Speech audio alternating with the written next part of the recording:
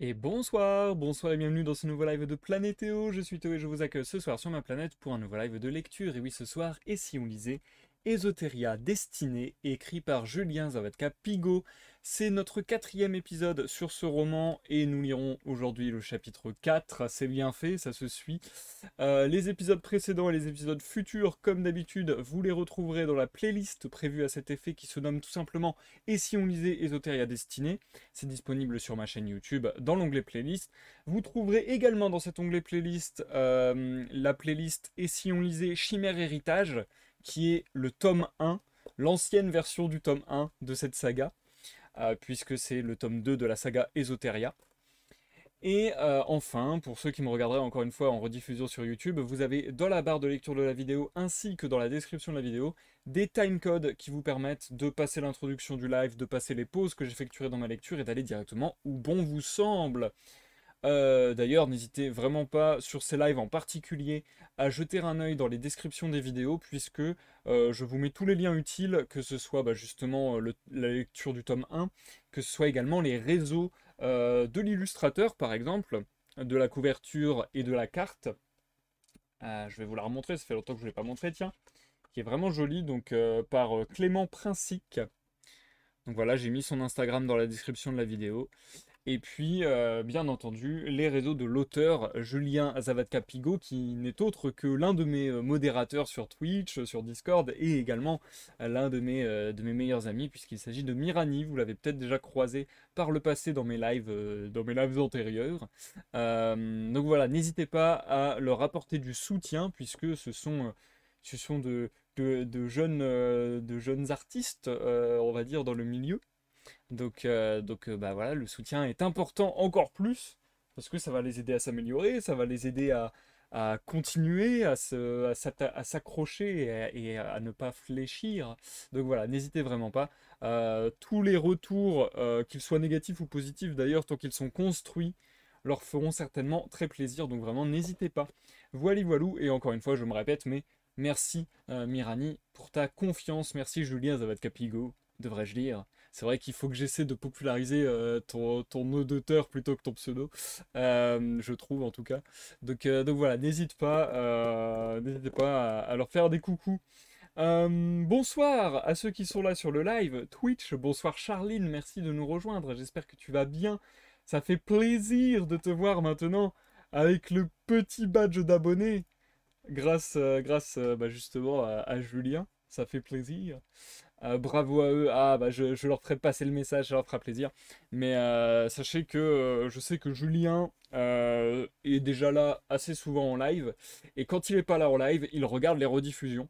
Donc quand je dis que vraiment vous pouvez apporter du soutien, c'est vraiment vrai. Genre vraiment n'hésitez pas parce qu'ils le verront. Ils verront les commentaires sur YouTube, ils verront les messages sur Twitch et ainsi de suite. Donc c'est très important je trouve. Ça va bien, merci de le demander Charline, c'est gentil. Ça va bien. J'ai pas spécialement grand-chose à vous dire dans cette introduction. Vous savez que j'ai l'habitude de blablater avec vous un petit peu. Déjà parce que c'est agréable, hein, déjà on va pas se mytho. Et puis aussi pour laisser le temps aux gens qui voudraient à tout prix suivre la lecture en live d'arriver, d'avoir leur petite notification. Mais c'est vrai que j'ai pas grand-chose à vous dire ces temps-ci. J'ai beaucoup freiné la cadence des lives, ça m'a fait beaucoup de bien, je vais vous l'avouer. Et donc là, je fais des lives tous les 3 jours depuis que j'ai repris les lives de lecture, on va dire plus classiquement. Donc on va garder à peu près ce rythme-là, je pense, sur Esoteria, sachant qu'il y a 7 chapitres, il me semble que j'avais dit ça. Donc je pense que 7 ou 8, je sais plus. Je pense donc que on est bientôt arrivé à la moitié. Je pense qu'on fait la moitié ce soir, si je dis pas de bêtises. Attendez, on est peut-être même à la moitié en fait. Que dis-je? Je regarde, je regarde. Eh, non, on est à un peu moins de la moitié. Donc ouais, on va dépasser la moitié ce soir. Donc vraiment, on est plutôt sur une bonne lancée. Je pense qu'on aura fini ça d'ici 1 à 2 semaines maximum, du coup. Et puis, ce que je peux vous dire, c'est que déjà, il n'y aura jamais de live les dimanches. Pourquoi? Parce que certes, je n'ai plus de jours attitrés pour les lives de lecture, mais je trouve que les lives de lecture, c'est plus sympa à faire à 21 h. Perso, je garde ce goût-là de les faire à 21 h. Donc, je pense pas que je changerai l'horaire. Par contre, en ce qui concerne les jours, c'était avant le mardi et le vendredi, ça a été le cas cette semaine, mais par exemple, la semaine passée, ça n'a pas été le cas. La semaine qui arrive, si je continue cette cadence de tous les 3 jours, ça ne sera pas le cas également. On serait sur du lundi-jeudi du coup. Mais je peux vous assurer que ça ne sera jamais le dimanche. Pourquoi du comment? Puisque le dimanche de 21h à minuit, j'ai déjà quelque chose de prévu et vous le savez, pour certains d'entre vous, ce sont les veillées sur Discord. Donc voilà, sur Discord, on se retrouve de 21h à minuit minimum pour discuter ensemble, pour jouer à des jeux de société, à des jeux vidéo, à des jeux de rôle, ou même tout simplement voilà, se poser et chiller un max ensemble.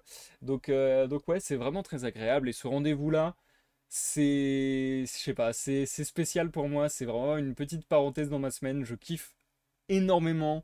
Je m'étais payé un abonnement premium sur Board Game Arena en me disant est-ce que ça va être rentable?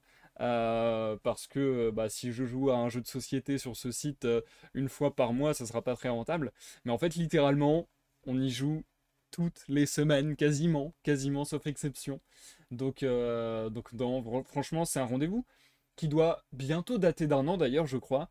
Et c'est un rendez-vous qui est un véritable délice. C'est un plaisir de passer ces dimanches soirs en votre compagnie.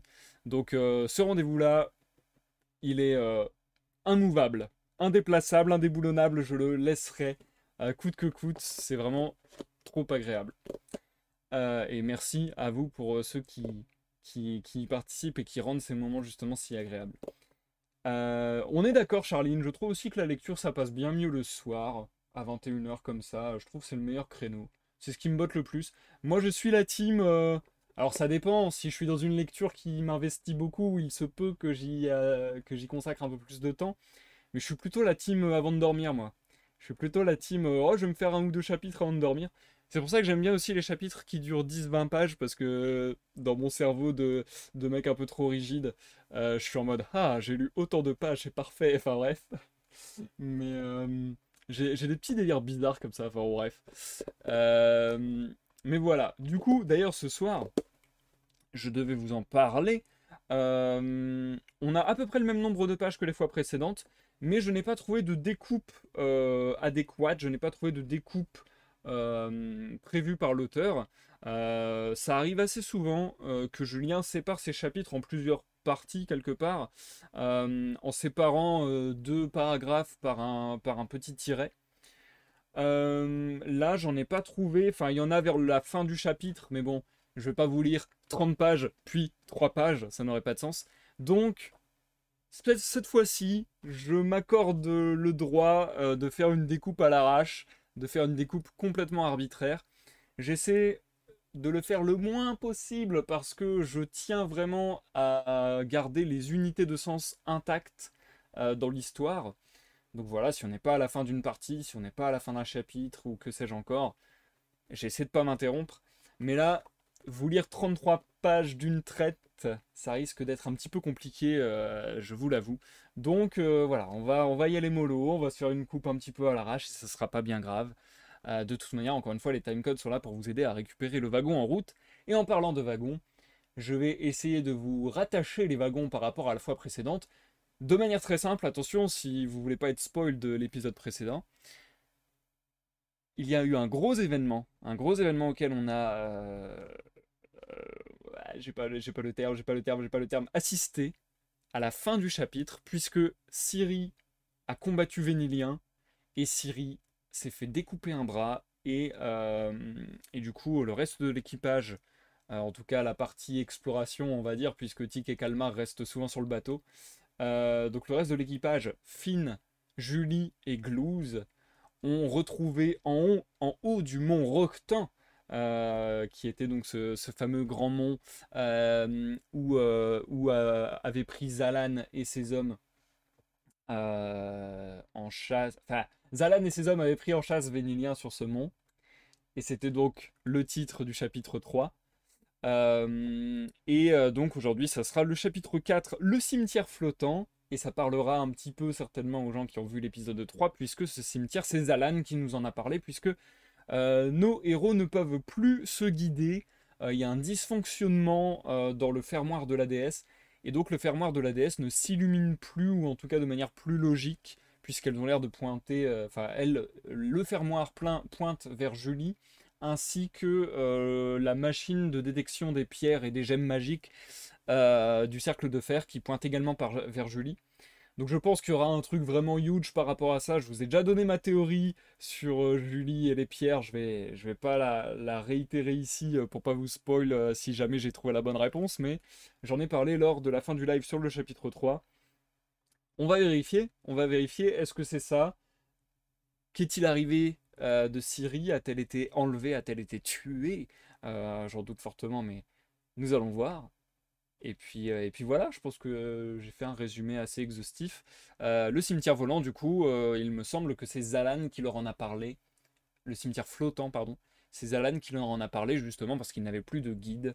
Et que je sais plus comment il a dit ça.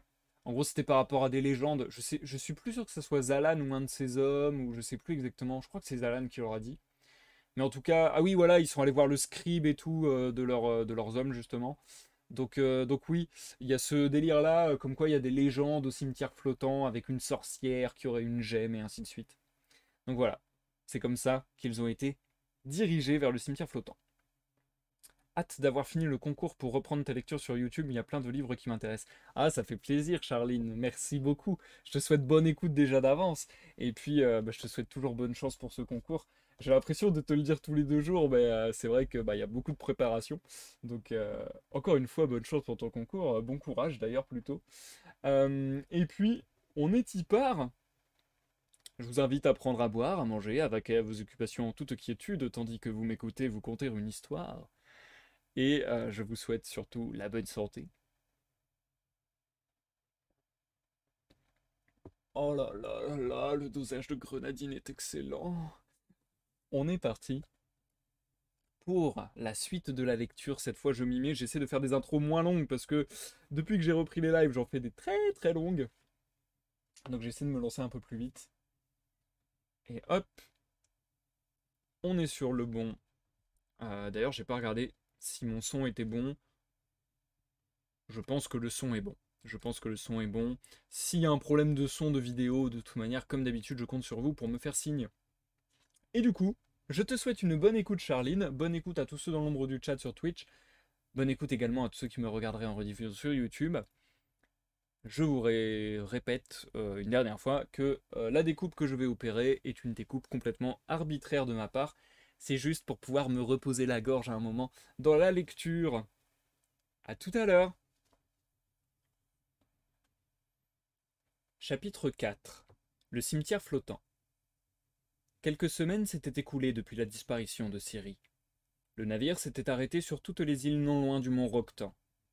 L'équipage avait interrogé toutes les personnes qu'ils avaient pu trouver, demandant si des hommes du cercle de fer avaient été aperçus et si une prisonnière demeurait avec eux. Toutes les réponses furent négatives. Finn s'était longuement accroché à l'éventualité que la Sergriffe avait été gravement blessée, mais n'avait pas perdu la vie. Malheureusement, plus il y songeait et plus le temps passait, plus cette possibilité lui semblait improbable. La quantité de sang séché trouvé à côté du bras de Ciri était conséquente. Les nuits du capitaine du Cyriella étaient malmenées par d'étranges cauchemars, prenant place en haut de la montagne. Il s'y tenait debout, derrière Ciri qui lui tournait le dos. Son ami ne lui répondait pas, peu importe les mots qu'il formulait. Puis, un dérangeant bruit de respiration survenait de derrière lui. Paralysé, il sentait la peur monter en lui. Ciri finissait finalement par se retourner, mais son visage n'était plus le sien. Finn n'arrivait jamais à se souvenir de ce qu'il voyait à ce moment-là, mais la terreur qu'il ressentait mettait à chaque fois fin à son sommeil de manière douloureuse. Julie le rassurait autant qu'elle le pouvait, insistant sur le fait que son état traumatique devait engendrer ses rêves indésirables. L'océan était agité. De lourdes vagues venaient se briser sur la coque du Cyriella, ballottant tout ce qui se trouvait à l'intérieur. Bordel, Natacha, tu peux pas stopper la mer vite fait là? Je t'ai dit d'attendre qu'elle se calme, Glouze. Tu finiras l'assemblage de ce tromblon quand les conditions seront bonnes. Ignorant les paroles de la magicienne, le gobelin tenta de nouveau de fixer un engrenage sur un précis mécanisme de son invention. Les yeux légèrement plissés, la langue passant sur le côté de sa bouche, le petit être vert n'avait jamais été aussi concentré. « Glouze !» cria la magicienne, quand elle se rendit compte qu'il n'avait que faire de ce qu'elle pouvait dire. Une vague percuta de nouveau le navire. L'engrenage fila des doigts de Glouze et vint se perdre quelque part dans la cabine récemment transformée en atelier de bricolage. Ah, j'y étais presque. Julie laissa échapper un long soupir. Elle avait travaillé longuement avec son ami pour concevoir une arme à feu qui se rechargerait seule. Glouze voulait pouvoir se défendre et surtout botter le cul du cercle. À eux deux, ils avaient réussi à concevoir une petite chambre métallique pouvant accueillir une flamèche magique engendrée par Julie. Plusieurs enchantements simples, mais enchevêtrés d'une façon complexe et assez inédite, permettaient à la flamme de demeurer intacte dans le temps, et il l'espérait sous toutes conditions. Il ne manquait plus qu'à joindre ce dispositif à un tromblon un peu plus classique pour finaliser l'invention. Mais le gobelin n'en pouvait plus de patienter que l'océan soit plus clément. Débrouille-toi, monsieur Têtu. Et si tu te fais exploser avec, c'est ton problème. Julie quitta l'atelier définitivement agacée. Sur son trajet, elle passa devant les cuisines de Calmar, qui, comme à son habitude, préparait quelque chose qui libérait une odeur sucrée délicieuse. La fille de Joseph lui fit un bref salut de la main, accompagné d'un sourire. Le cuisinier sembla trop concentré pour l'apercevoir. Julie rejoignit enfin la cabine du capitaine. « Vous avez terminé » interrogea Finn. Assis au bureau, il n'avait pas eu besoin de voir son ami pour comprendre son arrivée. Posé à ses côtés, le fermoir de la déesse s'était illuminé une nouvelle fois à l'approche de la magicienne. « Presque.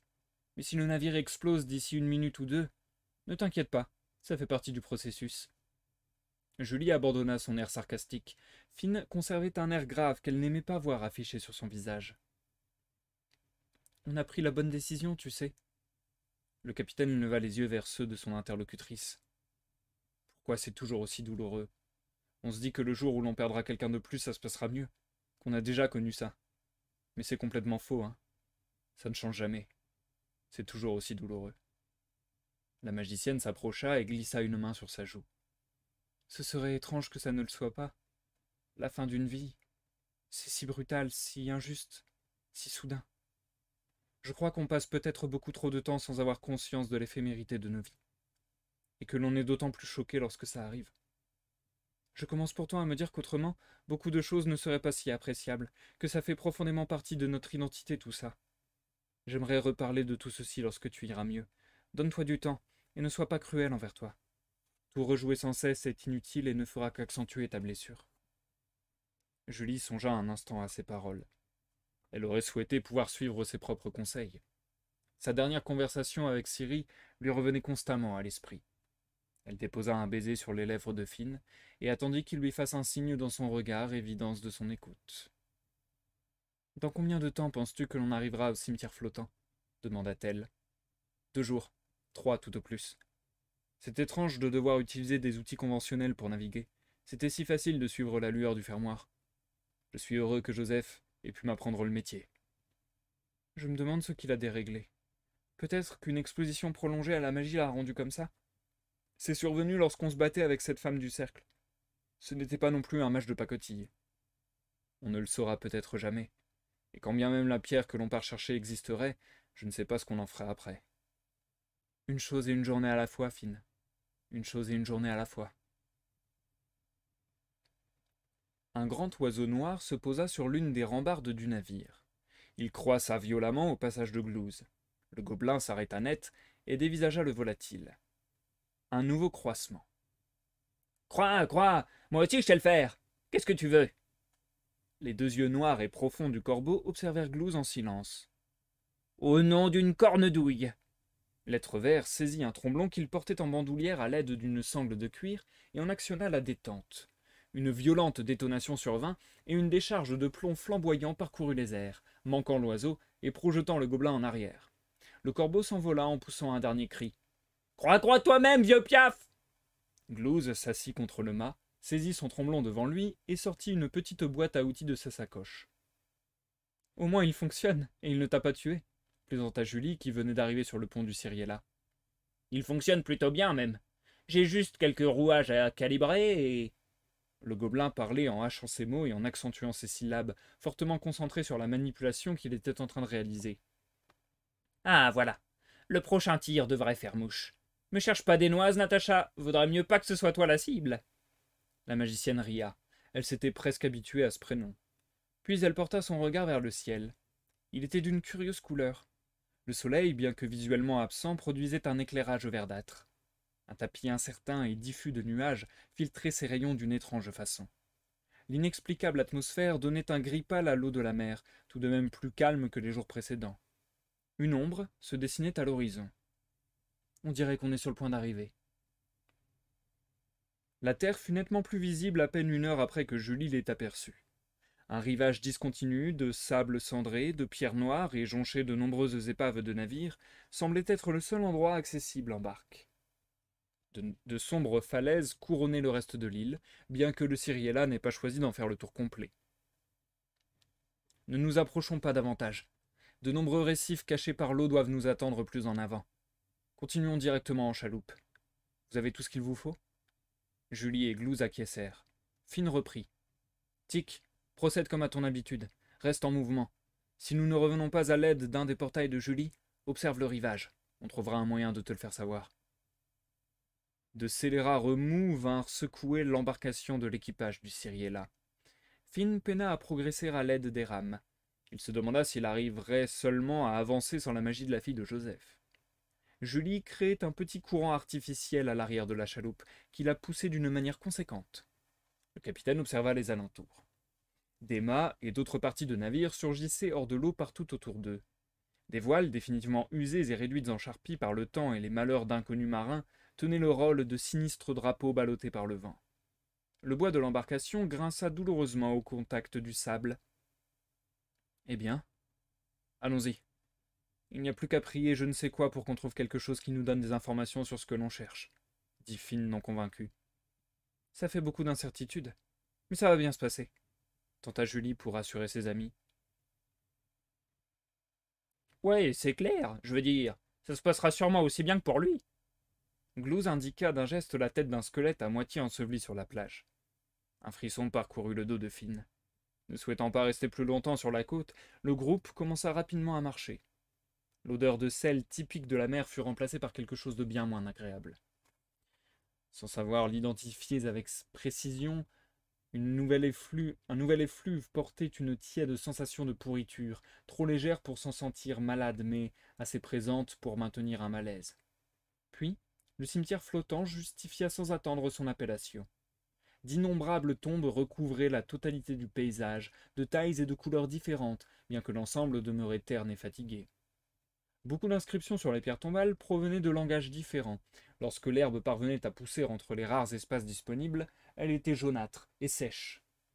« Regardez, il y a quelqu'un là-bas. Allons lui demander notre chemin. » Julie se précipita dans une direction. « Hein ? Où ça ?» Glouze et Finn la poursuivirent un instant plus tard. Ne voyant définitivement personne, ils ne comprirent pas le comportement de leur amie. La magicienne s'approcha d'une silhouette encapuchonnée. Le tissu du long vêtement noir qui la recouvrait était d'une saleté rare. « Bonjour. » Julie marqua un temps d'arrêt. Elle n'apercevait que le menton de la personne devant elle. Sa peau était ridée et cassante. Des petits gémissements se faisaient entendre lorsque la silhouette était prise de soubresauts irréguliers. La magicienne crut deviner une femme. « Madame, vous allez bien ?»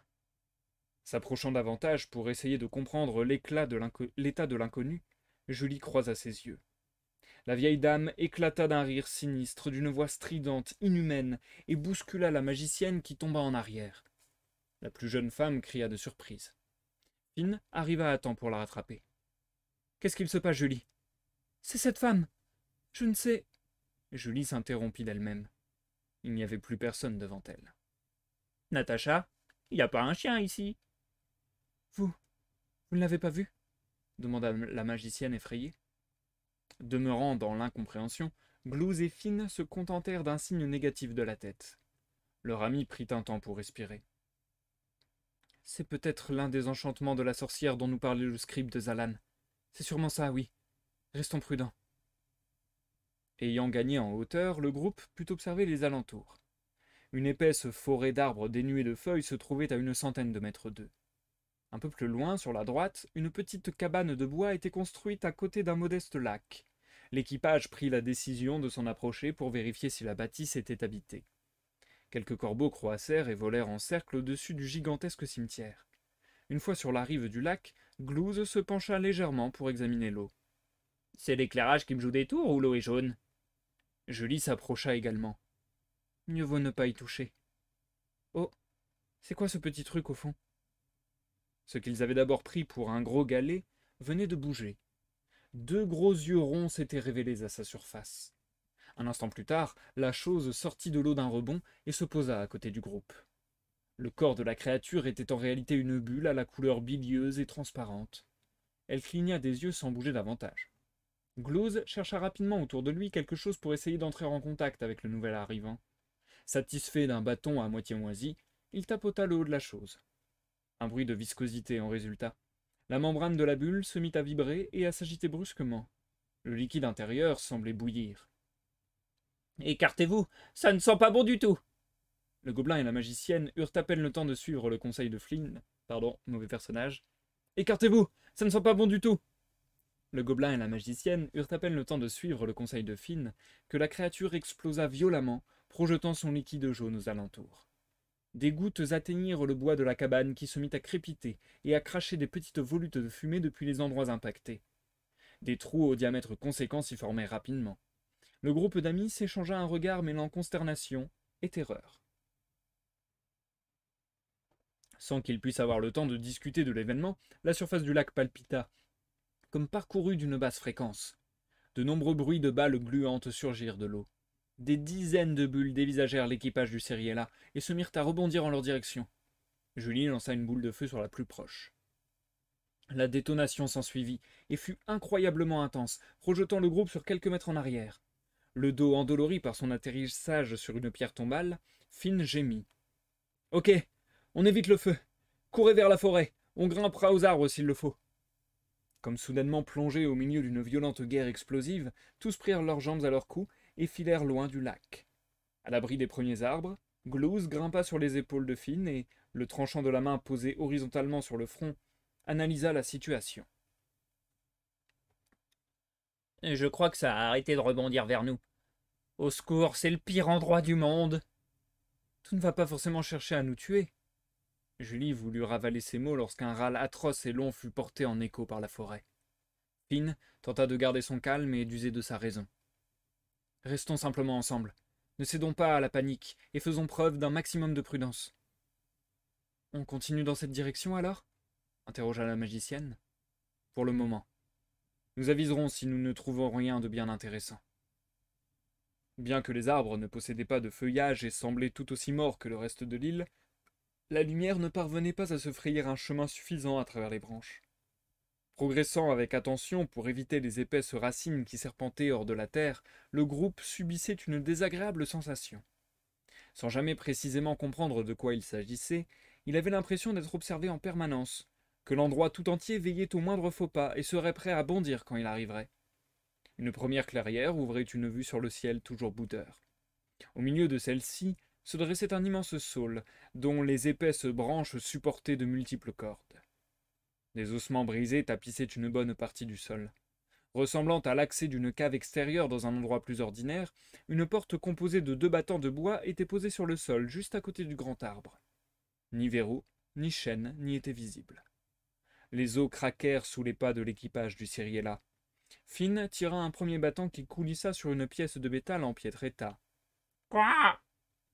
Un oiseau noir, posé sur l'une des branches du sol, fit sursauter Glouze. Il était certain de reconnaître celui qu'il avait essayé de viser avec son tromblon, plus tôt sur le navire. Le gobelin pesta. « Alors toi, crois-moi, tu ne m'auras jamais plu !» La double porte révéla un escalier improvisé, creusé à même la terre. « Julie, tu peux nous faire un peu d'éclairage ?»« Bien entendu. » Une flamèche virevolta dans la main de la femme, offrant un éclairage suffisant pour s'enfoncer dans le passage nouvellement découvert. Finn n'eut pas à marcher longtemps. Quelques marches suffisaient à atteindre ce qui semblait être un très vieux refuge. Le plafond de la seule pièce était parsemé de petites racines et de toiles d'araignée. De nombreux insectes parcouraient les murs de terre. Un lit, empestant la moisissure, meublait l'angle gauche. Sur la droite était posée une table fatiguée à côté d'une étagère ayant également beaucoup trop vécu. De multiples fioles étaient rangées sur celle-ci. Une lanterne brisée surplombait un tas de documents. Julie tint scrupuleusement la flamèche loin du papier. Le capitaine tenta d'en saisir un, mais une partie entière s'effondra en poussière. Redoublant de précautions, il parvint à déplacer quelques feuilles pour les étudier. Je peux les lire. C'est écrit dans le langage commun, bien qu'un peu vieillot. Qu'est-ce que ça raconte? Interrogea la magicienne, curieuse. Ça ressemble à des rapports et à des morceaux du journal d'un médecin, mais c'est très morcelé.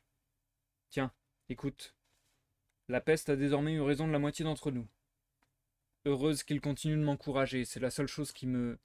Un nouveau mort aujourd'hui. L'île est un gigantesque piège n'attendant que des proies sans défense. La pierre me murmure des choses séduisantes. Je ne peux encore la contrôler pleinement, mais je pourrais peut-être guérir tout le monde. Je dois lui offrir mon nom. Finn s'arrêta un instant. La pierre. On tient quelque chose. Eh bien, ça pourrait être surprenant. Après un cimetière géant ultra morbide et des bulles d'acide qui te regardent avant de te péter à la tronche, je m'attendais à... Ouais, je me disais aussi que c'était plutôt un vocabulaire à la glouze. Eh bien, ça pourrait être surprenant. Après un cimetière géant ultra morbide et des bulles d'acide qui te regardent avant de te péter à la tronche, je m'attendais à, je sais pas moi, un gigantesque dragon mort-vivant, une épée maudite qui aspire les âmes ou que sais-je.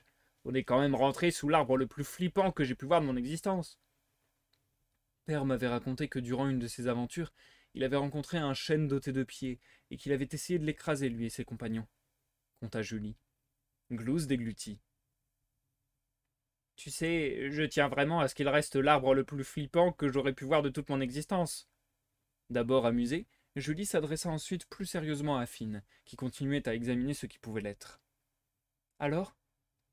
Bah, c'est compliqué de comprendre ce qu'il s'est vraiment passé.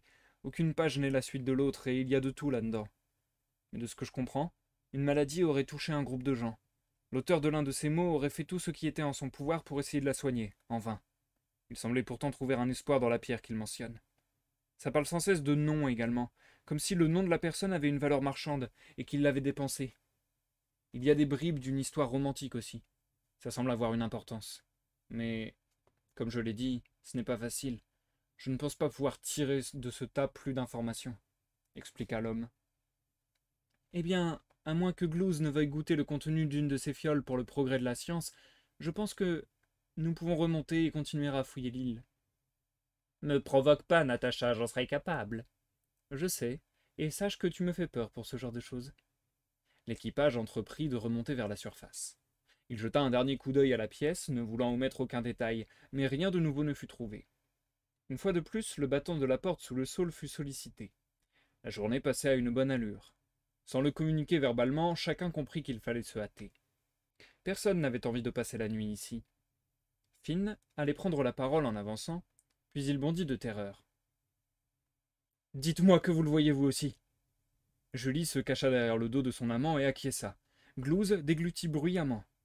En bordure de la clairière, à la lisière de la forêt, se tenait un homme. Il portait un haut marron majoritairement composé de cuir trouvé et abîmé. Ses bras nus laissaient apparaître des muscles d'une considérable architecture. Une salopette, souillée de boue et d'autres substances plus difficilement reconnaissables, et dont les bretelles ne tenaient plus correctement, complétait sa tenue. Deux grosses bottes, un peu absurdes, étaient déchirées à l'avant, et laissaient passer un gros doigt de pied dont le charme était plus que discutable. Le visage de l'inconnu était particulièrement caché par une fine capuche. Perché sur son épaule droite, un volatile noir toisa l'équipage et nargua Glouze d'un croassement assuré. Ni le gobelin ni ses amis n'eurent le temps de prendre une décision avant que l'homme ne commençât à s'avancer. Il boitait d'une façon ridicule, semblant éprouver de la peine à porter le haut de son corps, un peu trop massif et bossu. Ce qui avait été pris pour un bâton de marche par l'équipage se révéla être en réalité une pelle, dont le vieil âge ne pouvait être remis en cause. L'outil restait étrangement élégant, comme forgé par un artisan qui avait un goût prononcé pour l'art et qui aurait souhaité évoquer une certaine beauté mêlée de brutalité dans son œuvre. Quiconque avait créé cette pelle s'était sûrement bien trop compliqué la tâche pour un objet d'ordinaire si banal. Glouze chuchota. « Je fais quoi? Je lui tire dessus. Sinon, on n'a qu'à lui dire qu'on cherche notre tantine et qu'on s'est perdu en chemin. » L'inconnu, parvenu à 2 ou 3 mètres d'eux, toussa longuement comme pour prendre la parole. Le souffle suspendu par l'impression produite par ce dernier, tout le monde patienta dans l'attention. Survinrent quelques nouveaux raclements de gorge, puis une violente inspiration par le nez, entraînant des toussotements suivis d'un crachat. La magicienne brava sa peur et demanda pour se rassurer. « Peut-être a-t-il besoin d'eau? Il a soif, c'est certain. Je vais lui faire de l'eau. » Une voix rauque, profonde, caverneuse, qui emplit la totalité de l'atmosphère et sembla faire vibrer la forêt tout entière, surgit de la bouche de l'inconnu, alors qu'un tonnerre nouvellement né gronda en même temps. Un ordre fut formulé, ne laissant aucune place au débat ou au doute, tant le son des cordes vocales qui habitaient ce monument de chair sonna d'une tonalité fabuleuse, d'un grave sensationnel. « Suivez Igor !» Sans attendre de réponse, l'homme fit lentement demi-tour. Le corbeau, jusqu'alors toujours perché sur son épaule, s'envola. Finn haussa les épaules en regardant ses compagnons. Ils se mirent à suivre lentement le nouveau venu. Julie ne le quittait pas des yeux, trouvant toujours refuge derrière le capitaine du Cyriella. Glouze tenta de faire la conversation. « Vous travaillez ici, mon bon monsieur ?»« Fossoyeur. » Ah, et c'est une bonne situation, ça, fossoyeur ? L'au-delà m'en est reconnaissant. Bah ouais, fallait y penser. Et ce piaf-là, vous le connaissez ? Croix, ami. Le fossoyeur avait retiré sa capuche durant l'échange et n'avait jamais regardé le gobelin. Enfin, il était tardu de le confirmer. Ses yeux globuleux, qui auraient clairement pu appartenir aux bulles explosives du lac, louchaient en permanence et n'arrivaient jamais à fixer un point précis. Les sourcils, placés très haut et conjugués à une bouche dont la moitié droite tombait, comme dénuée de muscles, lui donnaient un air ahuri ou bené. La plupart de ses dents manquaient. Glouze afficha un air consterné en indiquant l'homme à ses amis de ses deux mains, dont la paume était tournée vers le haut. « Et Igor, on peut... » Oui. « Oh, laisse-moi finir ma phrase, moi aussi je peux faire le mec qui parle fort. Enfin, Igor, on peut savoir où tu nous emmènes ?» Maison. Maîtresse pas encore là. Moi vous amener après. Maison d'abord. » « C'est fort aimable à vous. » Igor s'arrêta. Sa tête se tourna vers Julie. « Tu veux que je creuse ici? C'est 10 rubis le trou. » La magicienne, pâle, répondit d'une voix timide. Non. Non, ça ira. » La marche se poursuivit, sans que personne n'ose s'adresser de nouveau au fossoyeur qui guida le groupe vers ce qui ressemblait à l'entrée d'une crypte. 2 carreaux d'une crasse sans précédent, placés des 2 côtés de la porte, offraient un regard à la bâtisse. Des marches irrégulières complétèrent le semblant de visage d'un sourire imaginaire. Finn s'approcha, essuya un peu de poussière à l'aide de sa manche et tenta de regarder à travers l'obscur carreau. « On dirait bien que c'est sa maison. Je vois une table et quelques chaises. C'est aménagé. » Il se tourna pour produire un contact visuel avec le fossoyeur. « C'est chez vous? Est-ce qu'on doit rentrer ?» Igor demeura silencieux.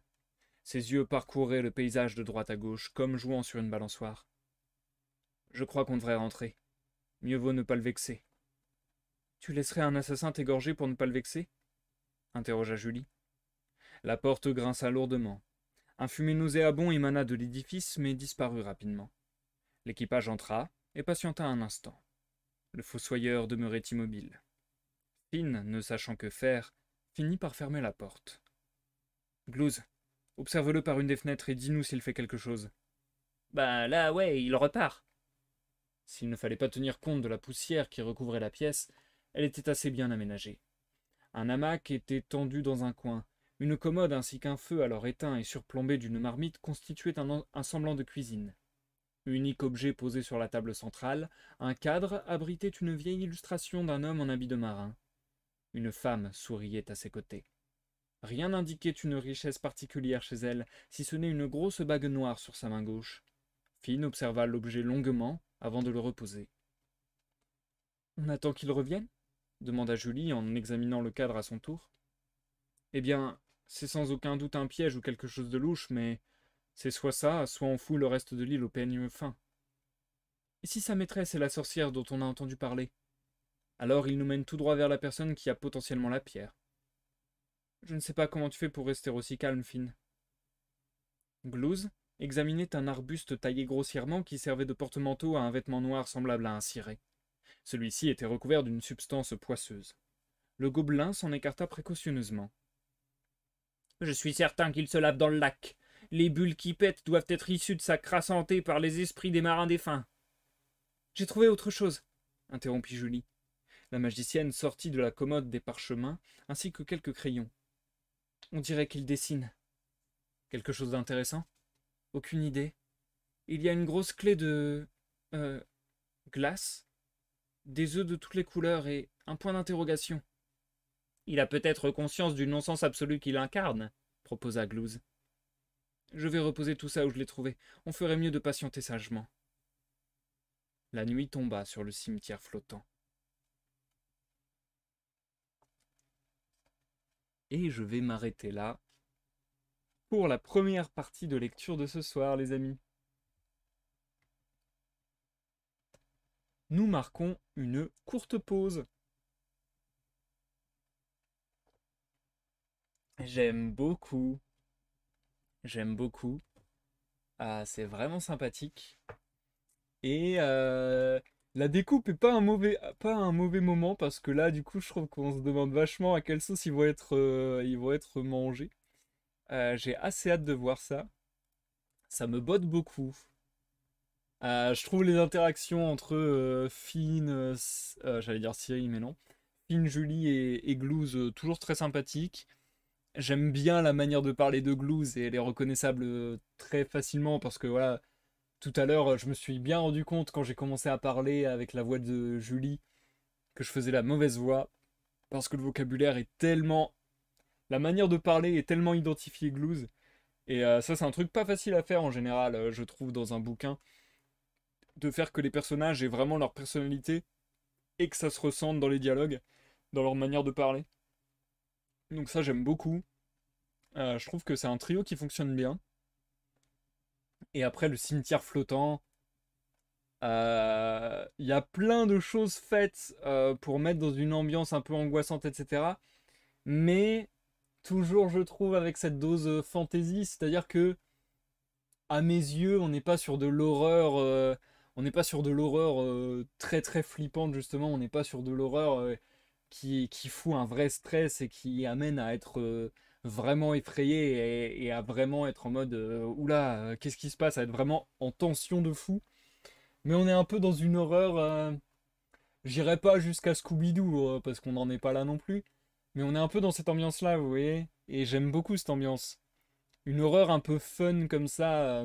En mode on apprécie se faire peur, quoi. Et en mode on aime voir les personnages réagir à tout ça et découvrir les lieux, découvrir le mystère de tout ça. Donc j'aime bien cette ambiance-là. J'aime beaucoup ça. Et Glouze, voilà, c'est aussi teinté justement de l'humour de Glouze. C'est pour ça aussi qu'il y a cette ambiance-là, je trouve.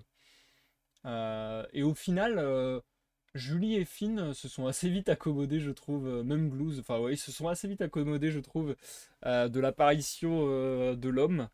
Donc ouais, j'ai bien aimé ce personnage de Fossoyeur. D'ailleurs, c'est marrant parce que déjà avant que le personnage de Fossoyeur apparaisse, bon là c'est purement personnel, parce que ça rappelle plein de choses.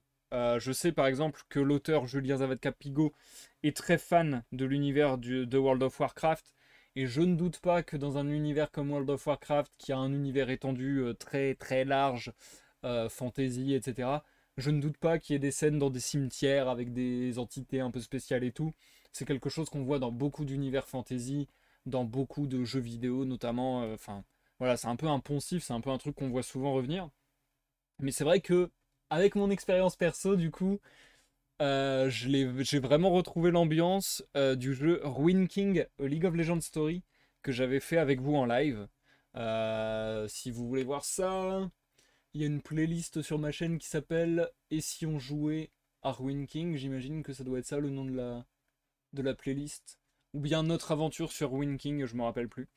Mais ouais, ça me rappelle vraiment l'ambiance des îles obscures de l'univers de League of Legends. Mais je sais aussi que Julien connaît pas mal l'univers de League of Legends et peut-être qu'il a aussi un peu cette ambiance-là.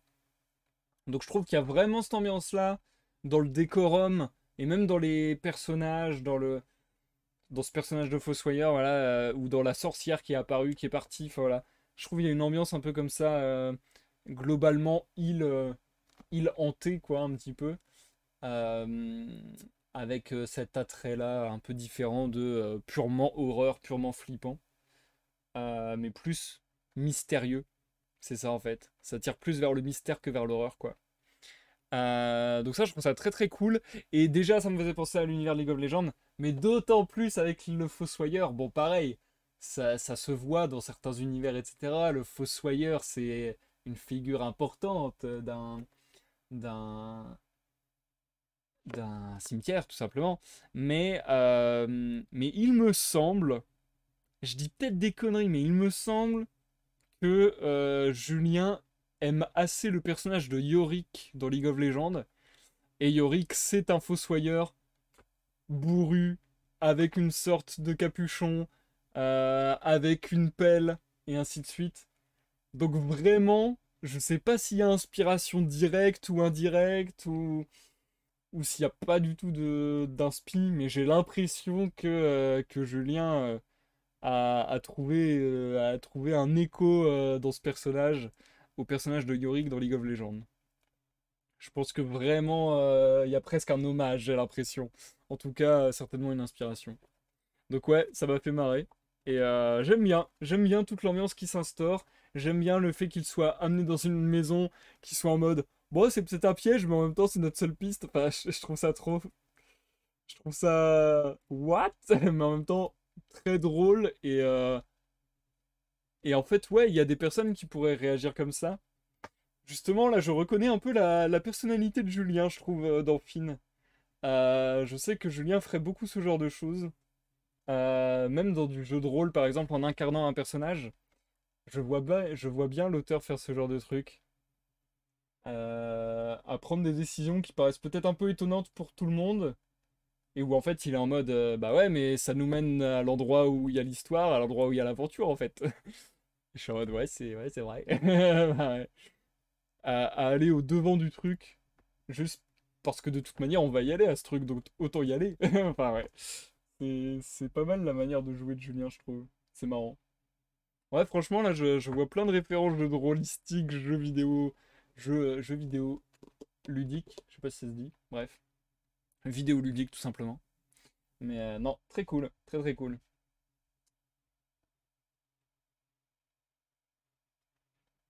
Par contre, c'était assez long.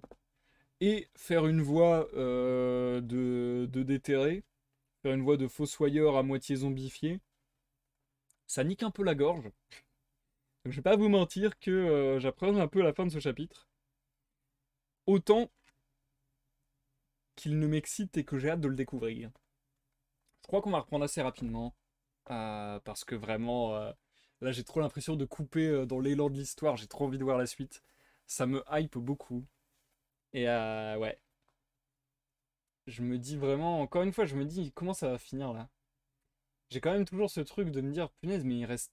J'ai l'impression qu'il reste pas beaucoup de pages. Comment l'histoire va évoluer et finir en si peu de pages? J'ai hâte de voir.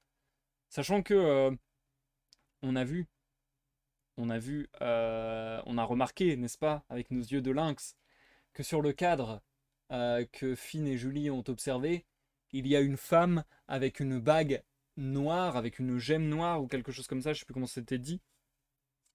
En tout cas, toujours est-il qu'on a bien remarqué que elle a la pierre en bague, quoi. Une grosse bague noire. Je pense qu'elle a la pierre magique sur sa bague. Je pense. Et après, du coup, tout ce délire de peste, de maladie, etc. J'aime bien cette manière de raconter des histoires. C'est un truc qui se fait beaucoup aussi en jeu de rôle, je trouve. J'aime bien cette manière de raconter des histoires un peu lacunaires et essayer de recoller les morceaux. Ça fait un peu, encore une fois, dans le mystère, dans l'énigme, avec aussi ces trucs, ces dessins de grosses clés de glace, des œufs de couleur, un point d'interrogation. Très bizarre, mais le personnage du fossoyeur, la légende de la sorcière, les bribes de texte, les dessins, Tout ça crée un fond intéressant. Et j'espère bien qu'en mêlant tout ça, on va tomber sur un truc en mode waouh, mais c'était dingue. J'adore quand tu fais des personnages et c'est pour ça que j'aime t'entendre lire. Ah, merci Chaline. Ouais, Chaline. Merci Charline, ça me fait plaisir. Ça me fait plaisir, c'est gentil. Je pense que je vais redémarrer, puisque ouais, je me sens chaud là. En fait, j'ai surtout super hâte de voir la suite. Donc, ouais, je pense qu'on est reparti sans plus de cérémonie. Je te souhaite une bonne écoute, Charline, une bonne écoute à tous ceux dans l'ombre et à ceux qui me regardent en rediffusion sur YouTube. On est bon sur la chaleur, ça va, parce que j'ai dû monitorer toute la journée. J'ai regardé quelle température il allait faire ce soir, et ça a évolué, hein. Genre, vraiment, quand je me suis levé, je me suis dit, je pourrais jamais live ce soir, il va faire trop chaud. Du coup, je vais devoir mettre les ventilateurs. Du coup, ça s'entendra dans le micro, et du coup, ça sert à rien de faire une lecture de piètre qualité parce qu'il y a un bruit de fond. Et toute la journée, j'arrêtais pas de regarder, j'étais en mode, merde, j'annonce le live ou je l'annonce pas, j'annonce le live ou je l'annonce pas. Et voilà, je suis content qu'on ait pu le faire. Mais il fait un peu chaud quand même, donc je surveille. Voilà. Bref, on est reparti. À tout à l'heure pour l'outro du live cette fois-ci. Chapitre 4, suite et fin. La nuit tomba sur le cimetière flottant. Un tonnerre lointain continuait de gronder. Il était désormais impossible d'apercevoir quoi que ce soit depuis les petites fenêtres de la demeure du fossoyeur, si ce n'est quelques lueurs passagères et incertaines. Un clocher sonna à plusieurs reprises. Il y a une église sur cette île ? Je n'avais pas encore remarqué ce bruit de cloche. Je crois que c'est bien la première fois qu'il sonne, Julie. La magicienne frissonna. Elle était de moins en moins rassurée. La température commençait à descendre également. Des bruits de pas se firent entendre depuis l'autre côté de la porte qui s'ouvrit sur Igor. Maîtresse, attends. Affichant désormais un visage sérieux et déterminé, l'équipage du Cyriella s'échangea un regard avant de suivre une nouvelle fois le fossoyeur. Celui-ci portait une lanterne de la main droite. L'éclairage apporté de cette façon demeurait assez faible et il fallait rester prudent pour ne pas chuter sur le sol accidenté. Julie ne voulut pas se servir de sa magie pour le moment. Garder ses aptitudes secrètes lui semblait être une bonne stratégie. De son autre main, Igor tenait toujours sa mystérieuse pelle. Une légère lueur verte, invisible en plein jour, émanait de l'outil. L'homme bossu amena le groupe une nouvelle fois dans la forêt et prenait des virages improbables, donnant parfois l'impression qu'il tournait en rond. Il ne s'arrêtait pourtant pas, et les lieux traversés, bien que rendus indistincts par l'obscurité, ne semblaient pas se ressembler. Enfin, Igor parvint à une hutte ronde, entourée d'arbres crochus et inquiétants. De la fumée s'échappait d'une petite cheminée. Un fumet inattendu l'accompagnait. Le fossoyeur franchit la porte de l'abri. Finn, Julie et Glouze à sa suite. « Vous êtes quelque peu en retard. Présentez-vous, et dardard !» Une vieille dame, aussi maigre qu'un brin de paille, mélangeait le contenu d'un grand chaudron posé sur un feu rugissant. Une soupe kaki d'une épaisseur sans pareille bouillonnait. Des tas de couverts, d'assiettes, d'objets inidentifiables et de fioles parfois brisées jonchaient l'ensemble de la pièce. L'habitante des lieux reprit d'une voix criarde. « Que des maux du genou.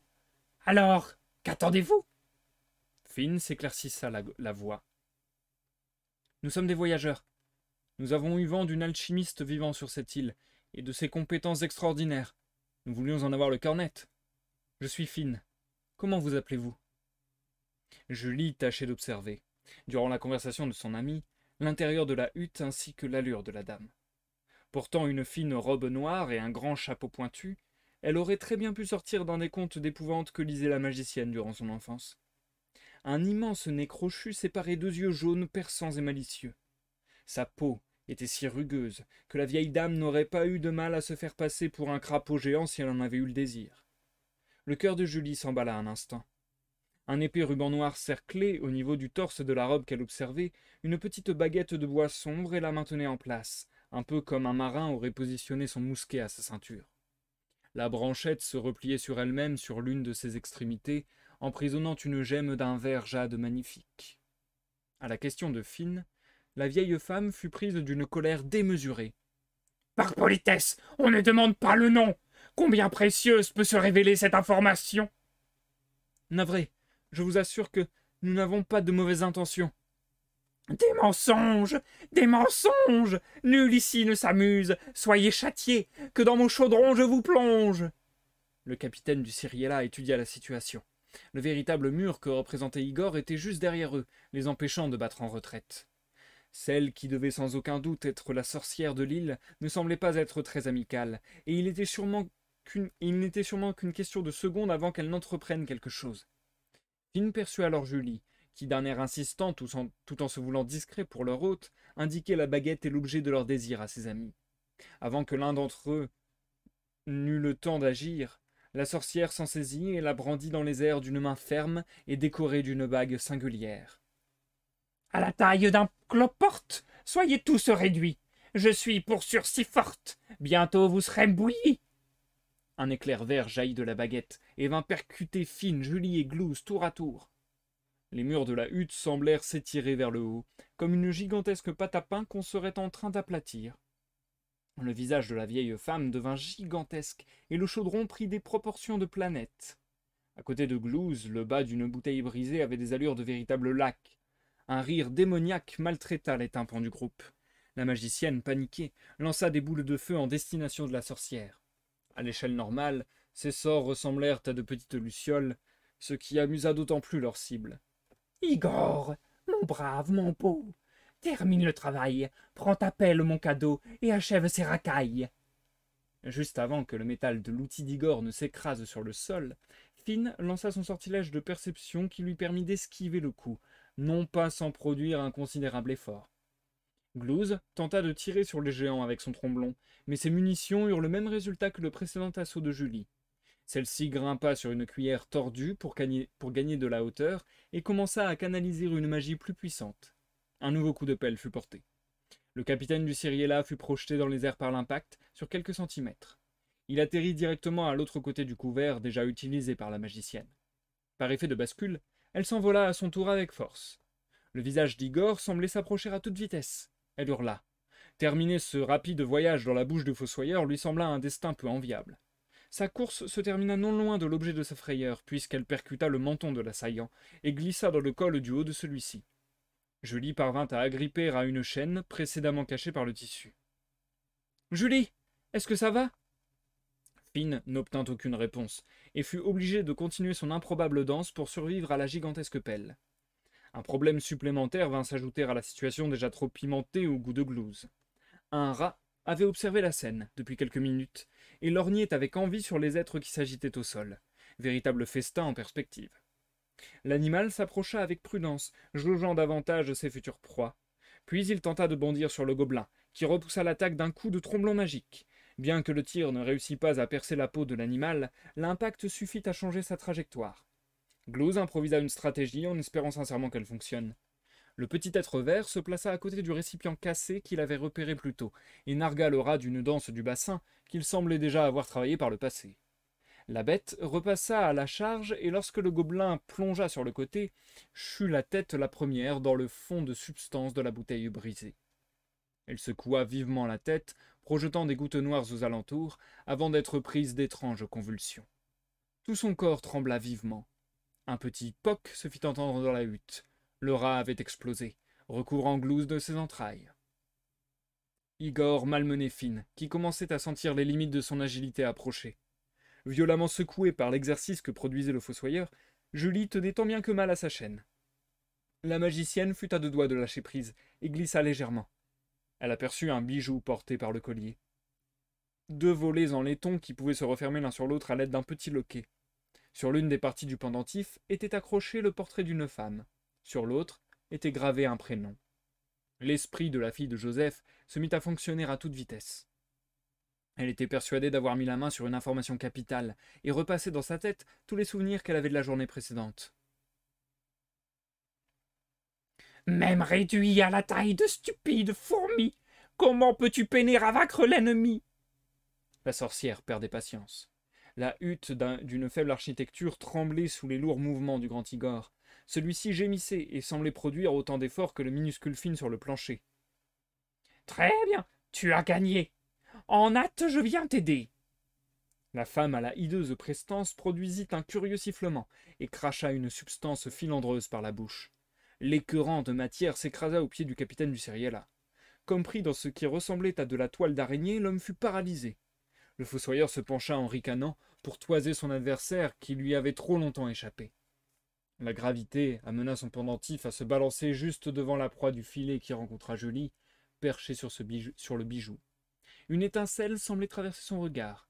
Elle chuchota quelque chose à son amant que personne ne put entendre, puis lança un nouveau sort. Finn hurla à plein poumon. « Agriltund! Agriltund !» La tête de la sorcière se tordit un bref instant. La surprise se lisait dans ses yeux. Elle écuma de rage. Ne comprenant pas la situation, Igor s'arrêta et observa sa maîtresse. Finn cria de nouveau le même prénom à plusieurs reprises. Le corps de la vieille dame convulsa, comme si ses membres possédaient leur propre conscience et voulaient chacun partir d'un côté différent. Ils effectuaient des gestes vifs aléatoires. « Saleté! Comment peux-tu connaître mon prénom? Partout je l'avais effacé. Igor, comme je te hais, ma mort sur ta conscience tu devras porter. Utilise ta pelle, venge-moi, l'instrument de mon courroux tu deviendras. » En prononçant ces ultimes paroles de sa voix grinçante, la sorcière saisit une dernière fois sa baguette qui produisit un éclair verdâtre qui vint frapper le fossoyeur de plein fouet. L'étrange bonhomme en demeura pétrifié. Tout son corps se mit à produire une lueur verte. Les tremblements d'Agriltund redoublèrent d'intensité. Puis elle sembla comme aspirée par l'arrière dans un portail invisible, ses traits se tirèrent violemment et elle disparut en hurlant de douleur. Sa baguette tomba sur le sol. Finn, Julie et Glouze retrouvèrent en un instant leur taille normale. Le gobelin tapa et frotta ses vêtements du mieux que possible, souillés par les organes du défunt rat. La magicienne se précipita pour ramasser la pierre qui sertissait l'arme de la sorcière. Tous s'échappèrent de la hutte, avant qu'Igor ne se remette à bouger. « Comment vous avez fait? Comment t'as trouvé son prénom, Natacha? C'est un truc de sorcier, hein? » « Je t'expliquerai plus tard, Glouze. On devrait filer d'ici au plus vite. »« Où est-ce que l'on va? Je ne retrouverai jamais le chemin du navire dans cette obscurité. » s'inquiéta Finn, qui dans la panique avait oublié les compétences de Julie. « Donnez-moi un instant que j'ouvre un portail. » La magicienne se concentra, mais fut rapidement interrompue. La lueur provenant du corps d'Igor éclairait désormais une bonne partie du bois et aveuglait l'équipage. D'un cri de rage, il explosa l'entrée de la hutte et chargea. « Un pas de plus vers la fin !» Sa voix, déjà portante en temps normal, avait pris une proportion absurde. Une gigantesque divinité emplie de fureur n'aurait pas eu tant de coffre. Le fossoyeur en pleine course brandit sa pelle et donna plusieurs coups dans le vide. Le métal de l'outil sembla trancher la réalité elle-même. Comme si l'air avait été de la chair, il fut ouvert en plusieurs endroits. Des plaies produites rayonnaient la même lumière émeraude et inquiétante. De gigantesques membres putréfiés en surgirent et s'écrasèrent sur le sol, manquant de peu l'équipage du Cyriella, mais leur faisant tout de même perdre l'équilibre. « L'au-delà vous attend !» Finn aida Julie à se relever, et en compagnie de Glouze, tous détalèrent à travers la forêt. « Il me faut juste un instant de répit pour qu'on file d'ici, » cria la magicienne. « Trouvons un endroit sûr. »« Je veux bien, moi, mais demande au fou furieux derrière nous de se calmer.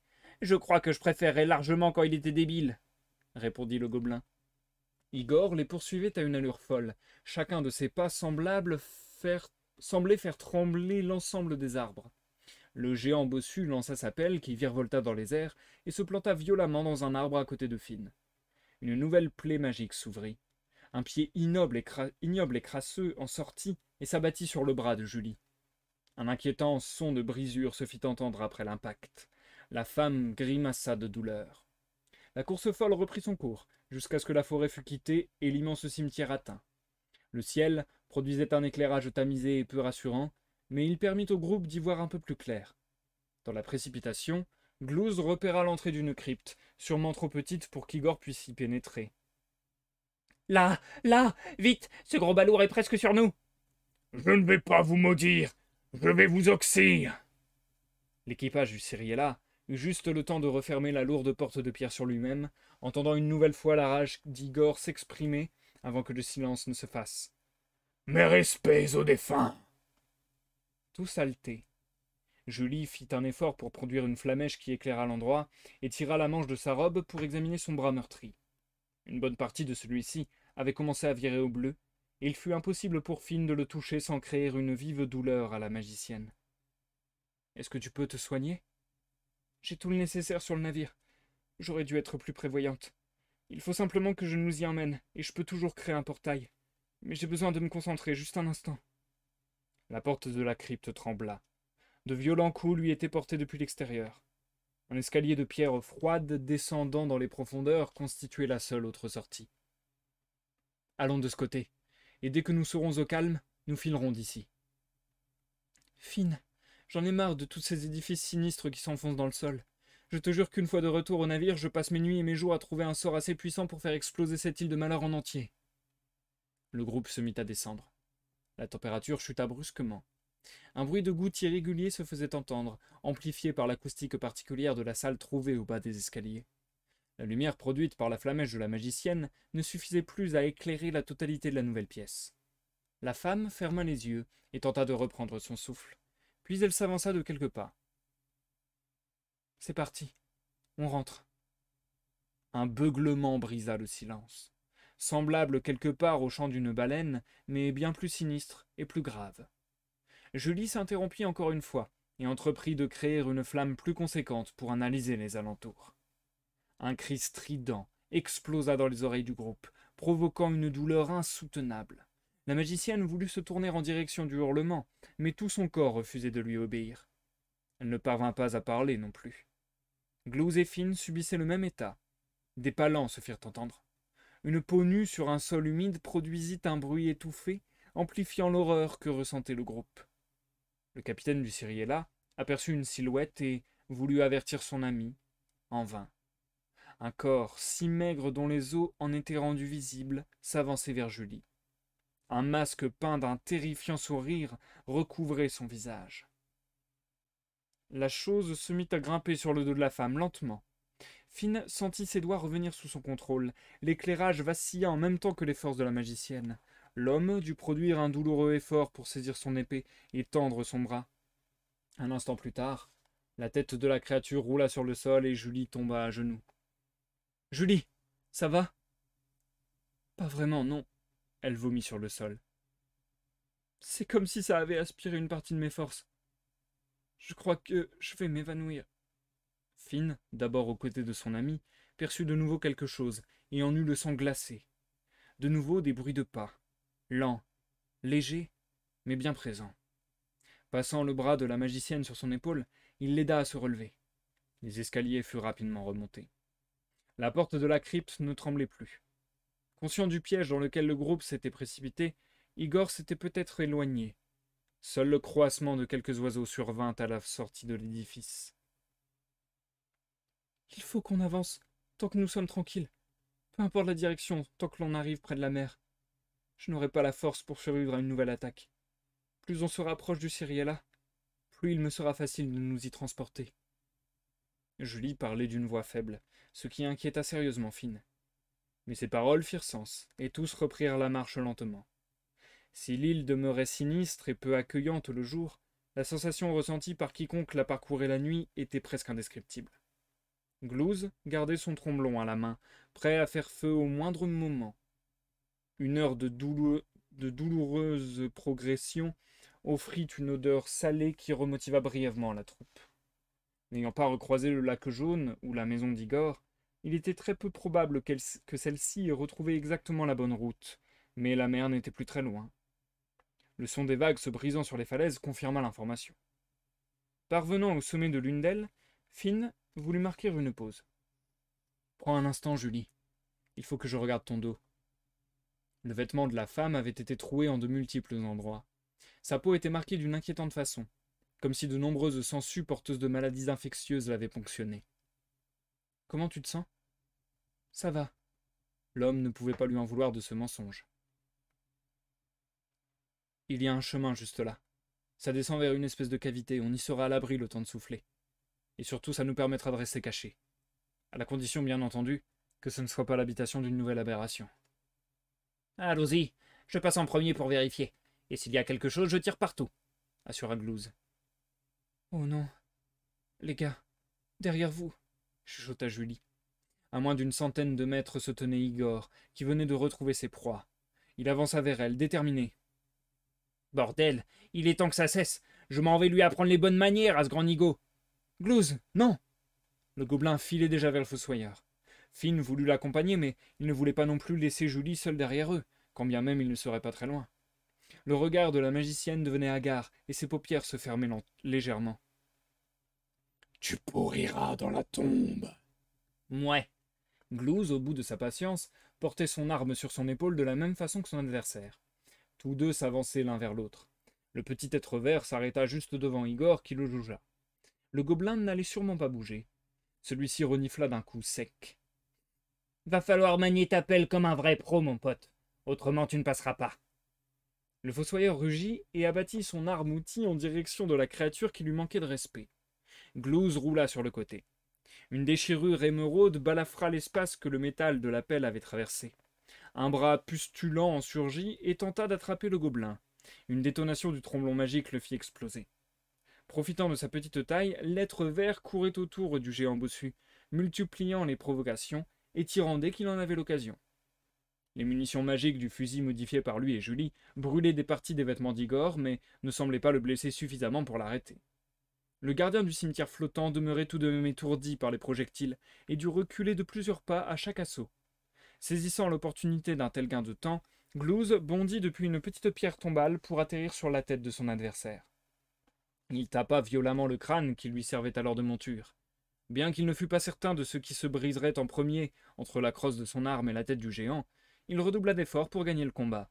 « Je vais creuser un trou juste pour toi. » Igor parvint à saisir son opposant de sa main libre et le projeta par terre.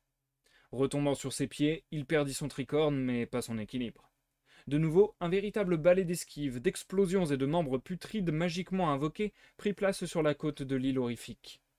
Finn observait le duel et réfléchissait à une manière d'aider son ami. Inquiet du danger que représentait Igor et ne voulant pas rester sans rien faire, il saisit son épée et courut en direction de la bataille. « Tiens bon, Julie, on arrive !» Profitant de l'effet de surprise, l'homme planta profondément sa lame dans la cuisse du fossoyeur. Un terrible rugissement explosa les oreilles des membres du Cyriella. Toujours illuminé de l'aura de la sorcière, le dangereux bossu enchaîna de violents coups de pelle autour de lui, brisant de nombreuses sépultures au hasard, mais ratant toujours ses cibles. L'endroit était illuminé des failles surnaturelles que produisait l'arme magique. D'innombrables membres infects et décomposés grouillaient sans véritable sens. Finn renouvela son attaque. Il dut reculer rapidement pour éviter un coup féroce d'Igor. « Finn, recommence exactement ce que tu viens de faire. » Sans demander d'explication au gobelin, l'homme s'exécuta, forçant le fossoyeur à multiplier des mouvements défensifs devant lui. Une plaie magique, d'une taille sans précédent, se forma alors entre Finn et le fossoyeur. Glouze, positionné dans le dos de son ennemi, fonça au plus près de lui, plaqua le canon de son tromblon directement à son contact et pressa la détente. La masse de muscles fut projetée en avant. « Non! Vous vous souviendrez d'Igor Mori !» Heurtant la grande faille émeraude, une partie du corps du géant s'y fit aspirer. Luttant de toutes ses forces, il parvint à saisir le pied du gobelin. Finn se rua l'épée en avant pour libérer son camarade. Un sifflement explosa dans les airs. L'ouverture macabre se referma sur Igor et Glouze, les faisant disparaître.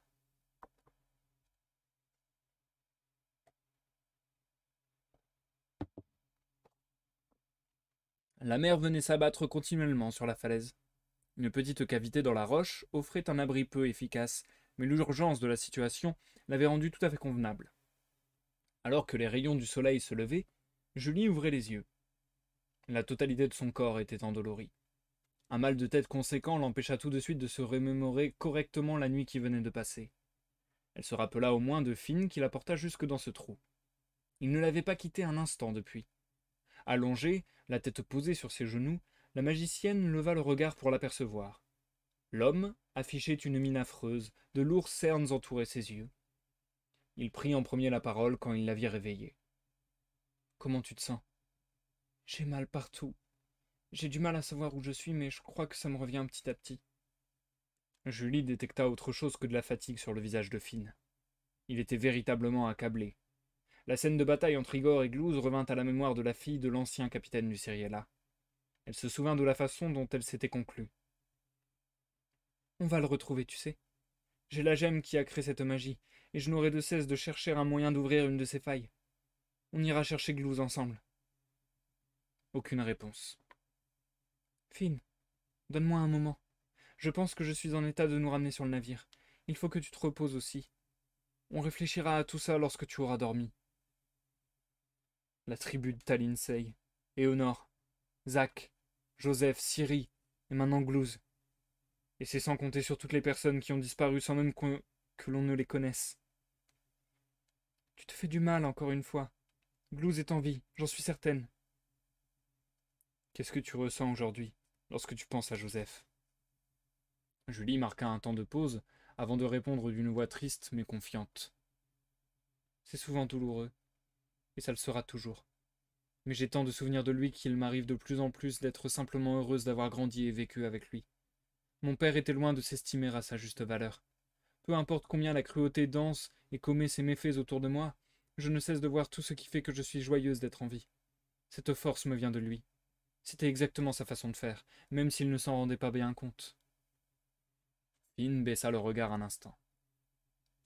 Tu crois vraiment que tu pourras maîtriser la gemme de la sorcière? Oui, mais j'ai besoin de me reposer, et toi aussi. J'ai aussi besoin de m'éloigner une bonne fois pour toutes de ce fichu cimetière. Aide-moi à me relever, s'il te plaît.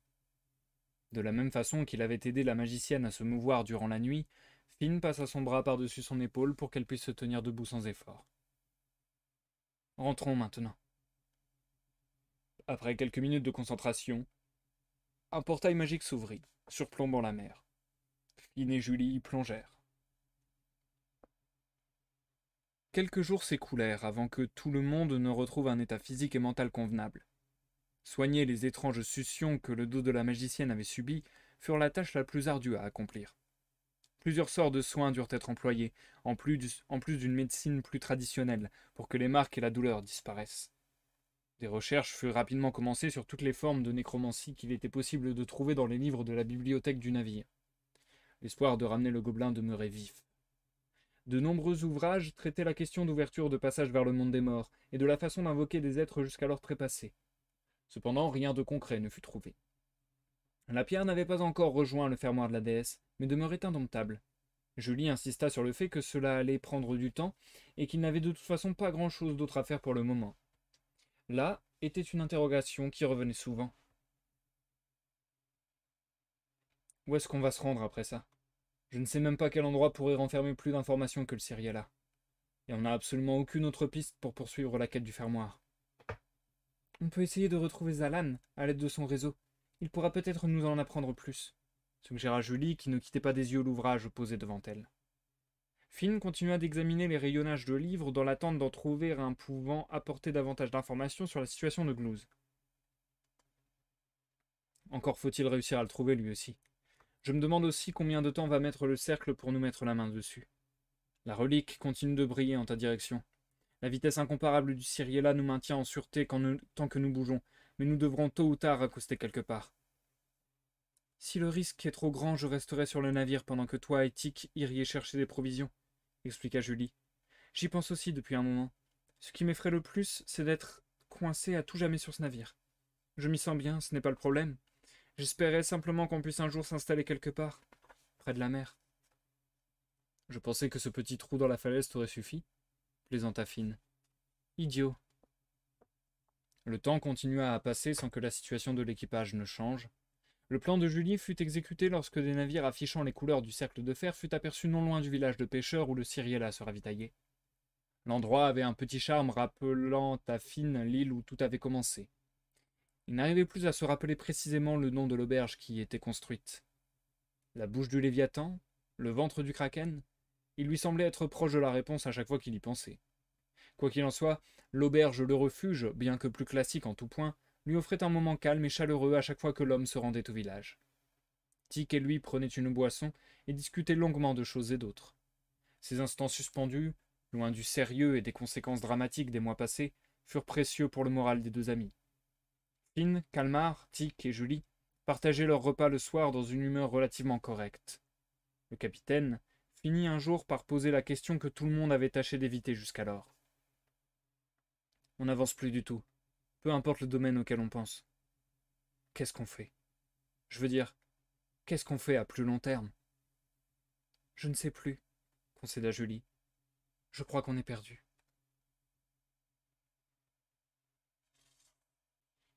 Et c'est la fin du chapitre 4, les amis.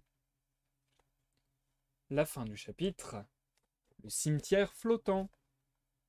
Ça sera donc tout pour la lecture de ce soir. Nous passons à l'outro de ce live. Ah, bah là, je suis content. Là, je suis très content parce que, au-delà de toutes les qualités que j'ai déjà pu dire lors de la pause, au-delà de toutes les qualités que j'ai pu donner dans les lives précédents, je trouve que là, l'un des bémols que je mettais sur les chapitres antérieurs est corrigé ici. Je disais que ça avait tendance à être trop rapide la résolution du problème et le retour sur le bateau par la téléportation, etc. Et là, je trouve que la structure du chapitre est plus équilibrée et plus intéressante du coup, parce qu'il y a une vraie évolution, pas trop rapide, pas trop facile, dans toute la péripétie, dans toute l'aventure. Déjà, elle se termine mal, puisqu'on a perdu Glouze, puisque Julie est blessée. Donc déjà, c'est un gros changement.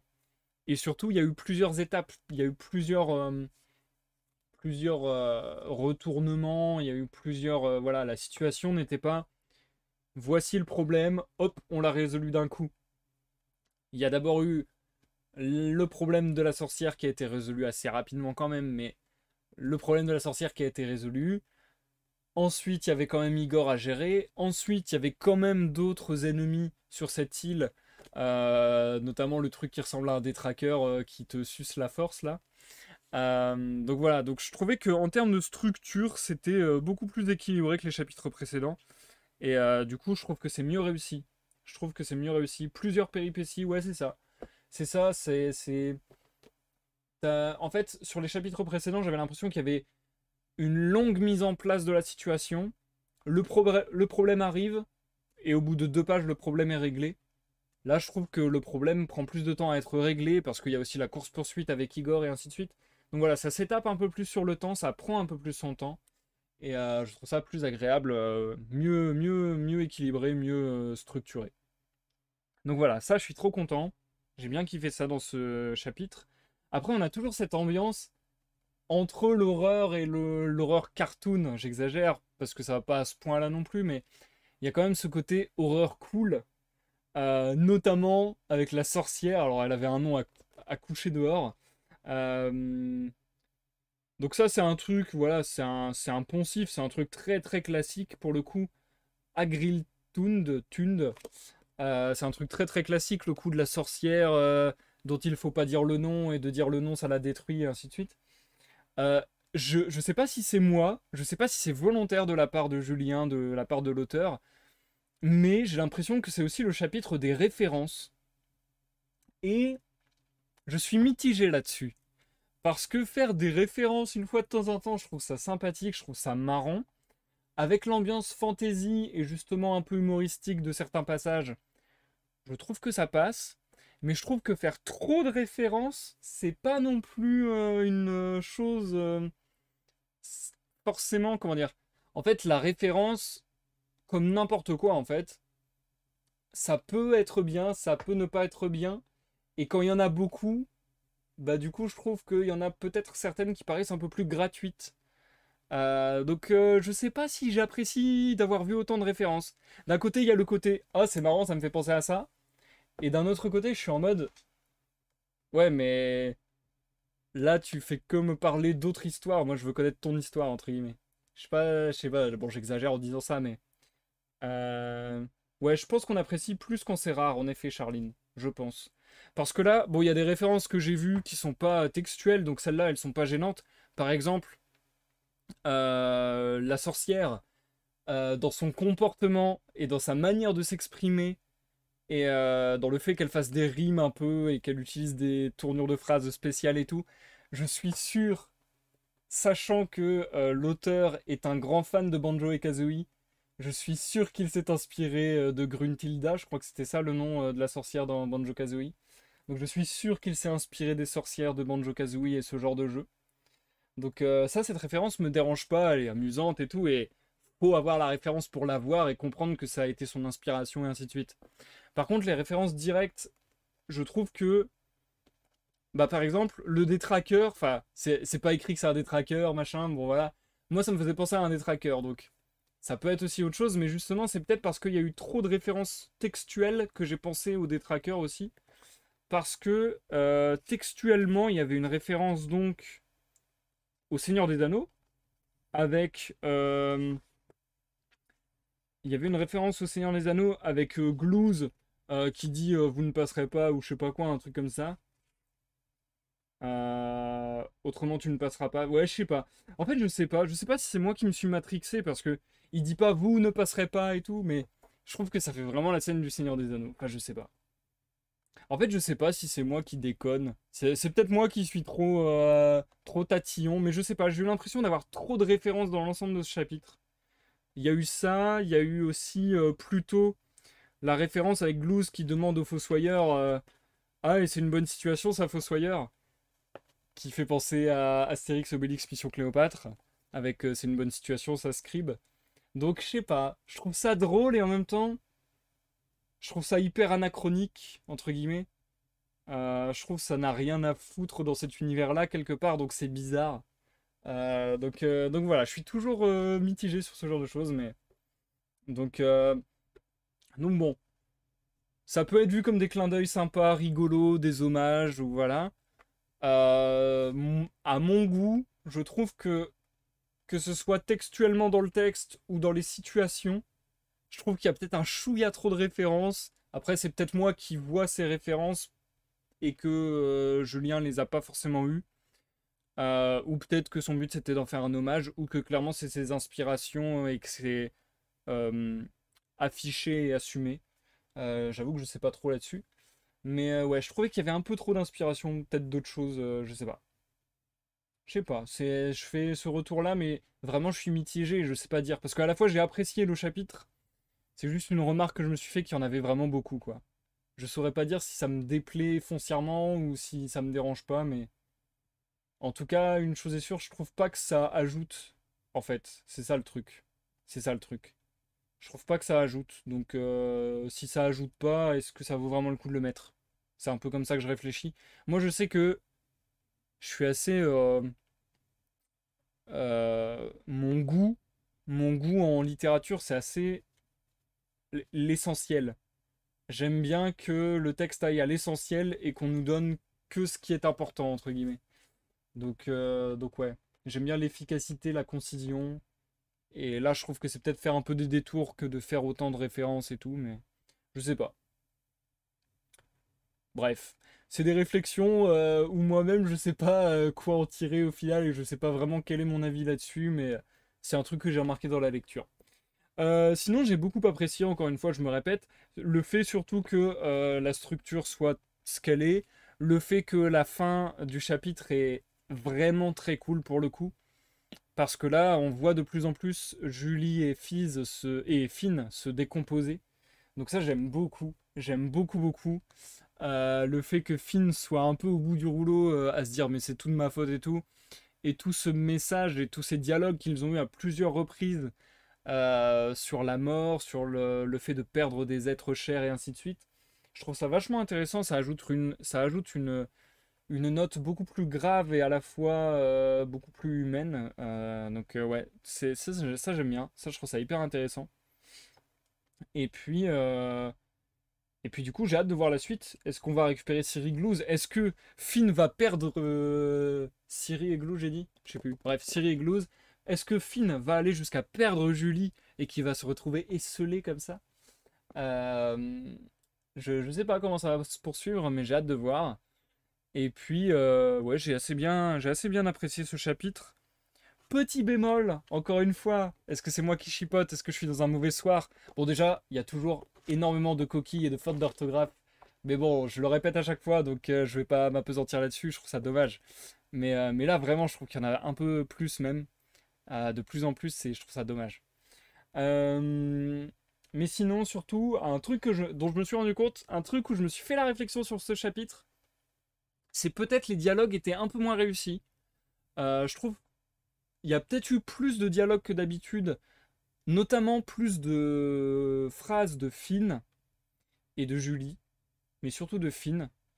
Et je crois que la manière de parler de Finn me dérange un peu parfois, mais je trouve que là on le voyait autant chez Finn que chez Julie. Chez Glouze, j'en ai pas l'impression. Mais petit défaut que j'ai trouvé, c'était peut-être que Julie et Finn explicitent un peu trop l'histoire. Je trouve qu'il y a des passages où on comprenait très bien ce qui se passait et qu'il n'y avait pas besoin que Finn ou Julie nous répètent, nous explicitent le truc. Je trouve que c'était parfois un peu trop prendre par la main le lecteur. J'ai l'impression des fois, notamment chez Finn, je pense que c'est vraiment un problème qui est plus chez Finn et qui a un peu été contagieux sur Julie dans le chapitre. Mais je trouve que c'est vraiment quelque chose que j'ai ressenti sur ce chapitre et quasiment jamais avant, je pense. C'est que des fois, il y a des phrases que sort Finn où je trouve ça pas naturel. J'ai pas l'impression que quelqu'un dirait ça à l'oral. Et ça fait un peu trop exposition flashy, explicite au lecteur de dire oh là là, on est dans telle situation, qu'est-ce qu'on va faire de cette situation maintenant que cette situation est arrivée? Je fais exprès de surjouer le truc, mais c'est un peu pour faire comprendre mon ressenti et cibler un petit peu le ressenti que j'ai eu parfois sur quelques passages. Mais voilà, c'était discret, c'était pas trop lourdeau, pas trop balourd, mais je trouvais que c'était peut-être un peu moins subtil que d'habitude sur certaines phrases. Voilà, voilou. Sinon, parce que je viens d'en dire plein de mal, c'est pas du mal, mais je viens de dire plein de réticences, on va dire, ou voilà, de petites a priori que je peux avoir. Sinon, à part ça, j'ai vraiment kiffé l'histoire. Euh, D'ailleurs, je pense que c'est, ouais, peut-être pas l'un de mes chapitres préférés, quoique, parce que j'aime vraiment beaucoup cette ambiance d'horreur, humour. Donc c'est peut-être l'un de mes chapitres préférés en vrai, et je trouve qu'on retrouve la patte jeu de rôle énormément dans ce chapitre.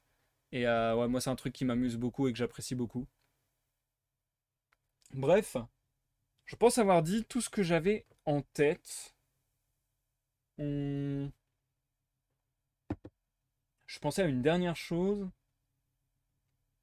Oui, limite, le moment le plus horrifique, le plus flippant, c'était justement ce moment où ils étaient figés avec la créature qui est venue drainer la force de Julie. Pareil, ce truc-là, j'aurais bien aimé qu'il dure un peu plus longtemps. Parce que je trouve qu'il y avait un vrai truc à explorer. Et justement, je trouve que c'était la seule fois peut-être du chapitre où on basculait vraiment dans de l'horreur horreur. Et ça aurait pu être une nuance sympa à explorer davantage. Ça aurait fait une fin encore plus intéressante, je trouve. Donc ce passage-là, j'aurais bien aimé qu'il soit un peu plus consistant. Mais je trouve qu'il est déjà très très cool. Parce que ouais, il nous a plongé dans dans un autre mood que j'ai beaucoup apprécié.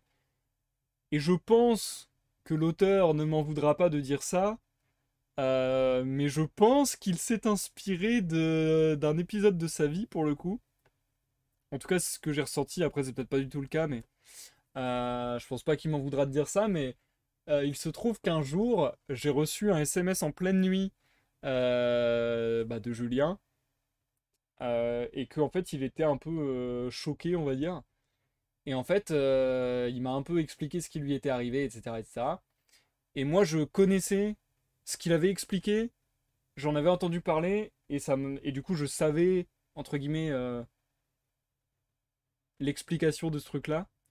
Et c'était une paralysie du sommeil. Donc, et ça l'avait vraiment marqué, ça l'avait vraiment choqué sur le moment.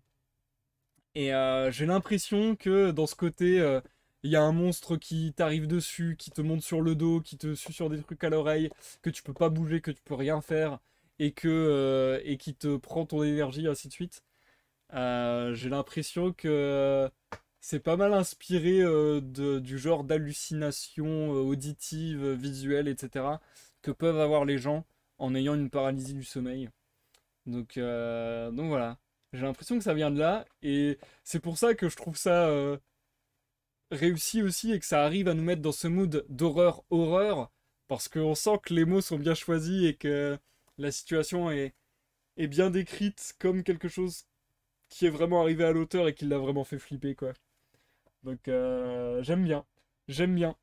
Le fait d'utiliser de l'expérience personnelle pour le transformer en aventure, en péripéties d'une histoire, etc. Je pense que c'est la base en vérité. Sauf que bah, c'est dur de le faire bien. Et là, c'était bien fait, je trouve. Voili, voilou. J'ai fait le tour pour ce chapitre. Le chapitre 5 se titre Aline. Et le chapitre 5, je vais regarder un peu combien de pages il fait. Donc du coup, on a dépassé la moitié du bouquin pour le coup. Ah, j'ai l'impression qu'il est un peu plus long. Ah ouais, il est même bien plus long. 179, ça nous fait un gros 40 pages. Ah, donc un gros 40 pages. Là, on est à 1h40 de live. Ça a été à peu près le cas jusqu'à présent sur tous les lives. Donc du coup, si on est sur du 40 pages, je pense qu'on partira sur un live de 2 heures. Donc, soit je suis d'attaque dans 3 jours et je vous lis le chapitre 5 lundi à 21h. Soit je suis pas d'attaque et ça sera mardi ou mercredi. Toujours est-il que, comme d'habitude, le meilleur moyen d'être au courant, c'est sur Facebook, sur Twitter et sur Discord notamment. Et puis, comme d'habitude, n'hésitez pas à me rejoindre sur tous mes réseaux, que ce soit Insta et ainsi de suite également. N'hésitez pas à laisser un like ou un dislike sous cette vidéo, un commentaire, à vous abonner à la chaîne. C'est important, ça m'aide à faire évoluer la chaîne, mais à évoluer aussi moi-même en tant que personne, en tant que lecteur, en tant que plein de choses. Bref, merci Charline de m'avoir accompagné sur ce live. J'espère que ça t'a plu, j'espère que tu as passé une bonne soirée en ma compagnie. Et merci à tous ceux qui m'auront suivi en rediffusion. Du coup, on n'a plus de rendez-vous ensemble en live cette semaine. Mais on se retrouve sur Discord pour la veillée, pour ceux qui le désirent, de 21h à minuit. Je me répète encore une fois, mais c'est important. Allez, on est bueno. Hop. Et je te souhaite une bonne soirée, une bonne nuit. Je vous souhaite une bonne soirée et une bonne nuit à tous et à toutes. Et à la prochaine pour une prochaine lecture. Bye bye!